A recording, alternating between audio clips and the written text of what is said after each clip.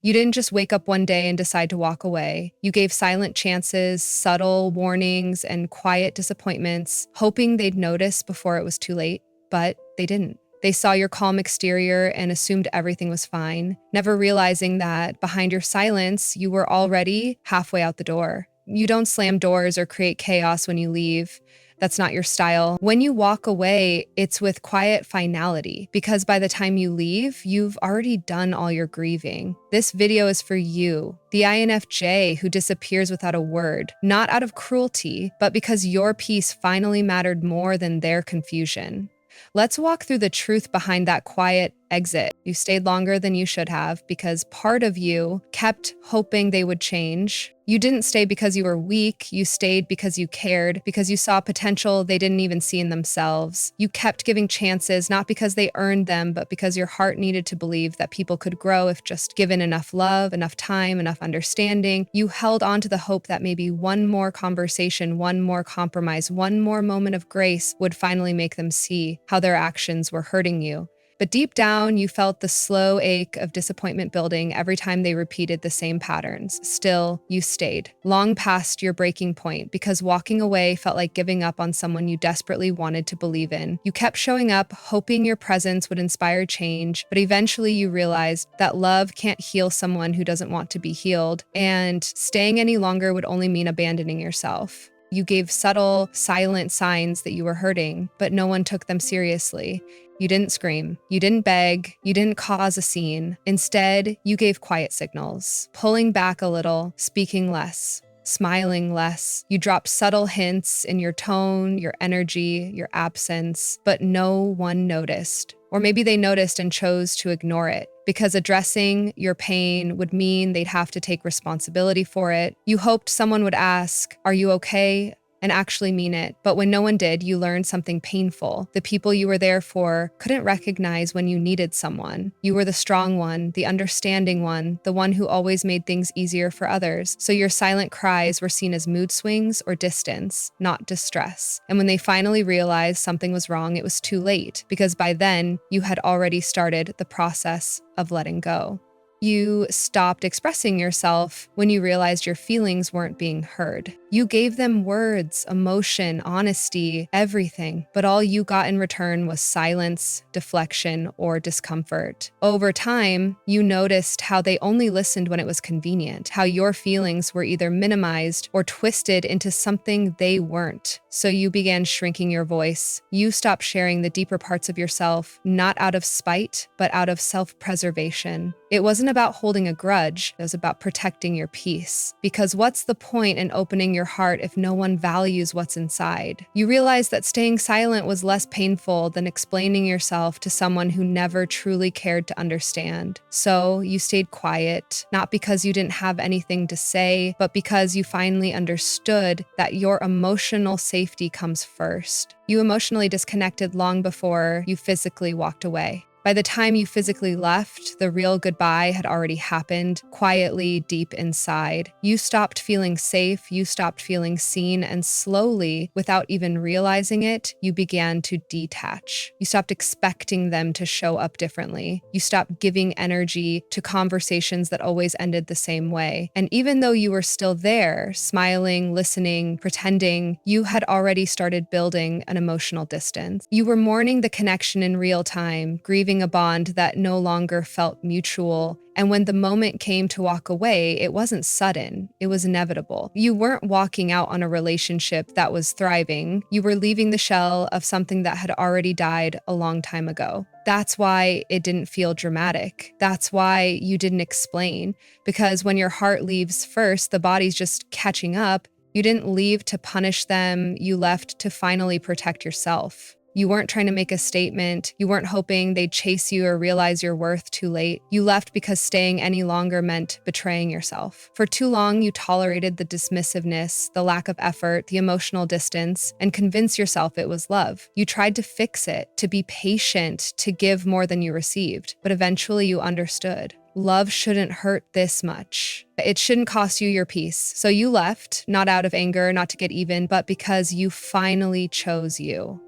You chose your mental clarity over confusion, your self-respect over being taken for granted. Walking away wasn't about them. It was about ending a cycle that kept you stuck in emotional survival mode. And in that moment, protecting your heart mattered more than keeping the connection alive.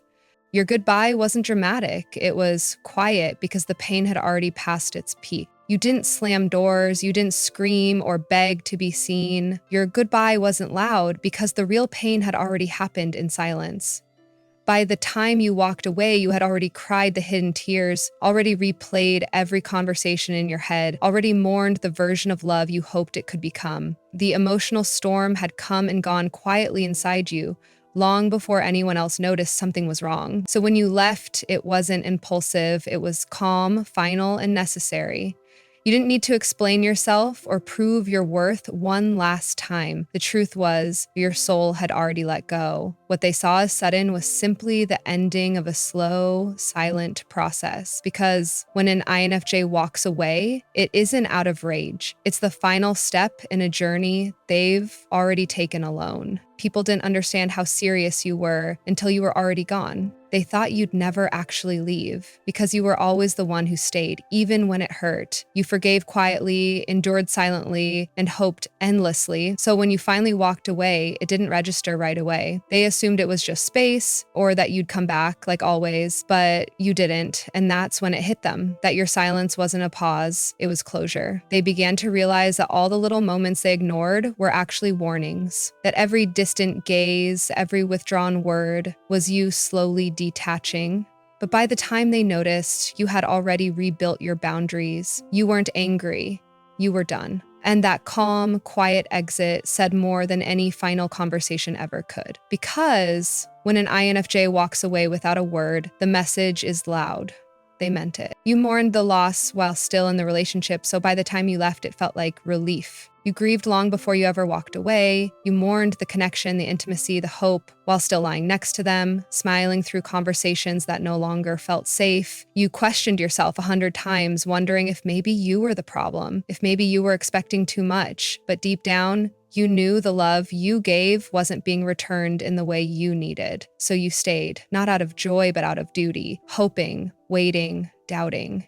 And that morning was the real heartbreak, because by the time you left, there were no more tears left to cry. You weren't angry, you weren't cold, you were just empty. And that emptiness turned into clarity. Walking away didn't feel like abandonment. It felt like freedom, because when you've already let go in your heart, the final step isn't dramatic, it's quiet, it's peaceful. It's the moment you finally choose yourself. You didn't leave because you stopped caring, you left because they did. You never walked away out of hate or because you stopped loving. You walked away because you finally accepted that they did. The conversations became one-sided, the care felt forced. You were always the one reaching out, checking in, trying to fix things they didn't even think were broken. And at some point, you stopped trying, not because your heart went numb, but because theirs already had. You realized you were holding onto a connection they'd already let go of. So you let the silence grow, not as punishment, but as protection.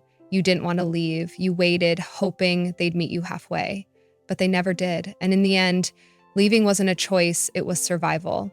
You left not because your feelings disappeared, but because theirs did. And staying in a place where love no longer lived would have only broken you further. Once you walk away in silence, it's permanent, because you've outgrown the pain that kept you there. You didn't leave on impulse, you left with clarity. The silence wasn't a dramatic exit, it was the final chapter of a story you already read too many times. You outgrew the patterns, the excuses, the emotional weight you kept carrying alone. The pain that once held you in place became too familiar, too heavy, too misaligned with who you're becoming. You realized that healing meant choosing peace over chaos, self-worth over attachment, and truth over illusion. By the time you walked away, you weren't looking back, you were looking inward. Because you didn't just leave them behind. You left behind the version of yourself that tolerated being unseen, unheard, and unvalued. And once you've grown past that pain, there's no returning to the place that kept you small. That silence, it's not emptiness, it's evolution. If this spoke to something deep inside you, you're not alone. You've carried more than most people will ever see, and yet you're still choosing growth. If you felt understood here, take a moment to subscribe or come back anytime you need a reminder of your quiet strength. This space is yours,